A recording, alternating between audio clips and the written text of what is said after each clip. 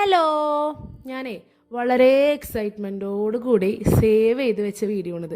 കണ്ടു തീർത്തതും ആ ഒരു എക്സൈറ്റ്മെൻറ്റിൽ തന്നെയാണ്. എന്താണെന്നല്ലേ, ഞാൻ മാങ്ങ, പൈനാപ്പിള്, ക്യാരറ്റ്, അങ്ങനെ കുറേ ഐറ്റംസ്, നെല്ലിക്ക എല്ലാം ഉപ്പിലിട്ടത് കണ്ടിട്ടുണ്ട്, അത് കഴിച്ചിട്ടുണ്ട്. ഞാൻ പേഴ്സണലി ഉപ്പിലിട്ടതിനോട് ഇഷ്ടമുള്ള ഒരാളല്ല. ഇഷ്ടപ്പെടുന്ന ഒരുപാട് ആൾക്കാരുണ്ട്, പക്ഷെ ഞാൻ അതിനോട് ഇഷ്ടപ്പെടുന്ന ഒരാളല്ല. പക്ഷെ ഞാൻ ഭയങ്കര എക്സൈറ്റ്മെൻറ്റോടാണ് ഞാൻ ഈ വീഡിയോ സേവ് ചെയ്തിട്ട് ഉണ്ടാക്കി നോക്കിയപ്പോൾ കണ്ടപ്പോൾ എനിക്ക് ഭയങ്കര വെറൈറ്റി ആയിട്ട് തോന്നി. ഞാൻ ആദ്യമായിട്ട് ആ തണ്ണിമത്തൻ ഉപ്പിലിട്ടതാണ്. നമ്മളിവിടെ തണ്ണിമത്തൻ എന്ന് പറയും, കുമ്പട്ടിങ്ങ എന്ന് പറയും.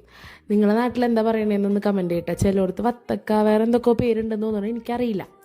അപ്പം എന്താ ഇത് കണ്ടു കഴിഞ്ഞപ്പോൾ ഞാൻ ട്രൈ ആക്കി നോക്കാം, ഒരു വെറൈറ്റി സാധനം. അങ്ങനെ ട്രൈ ചെയ്ത് നോക്കിയപ്പോൾ എനിക്ക് ഇഷ്ടപ്പെട്ട്. കുഴപ്പമൊന്നുമില്ല.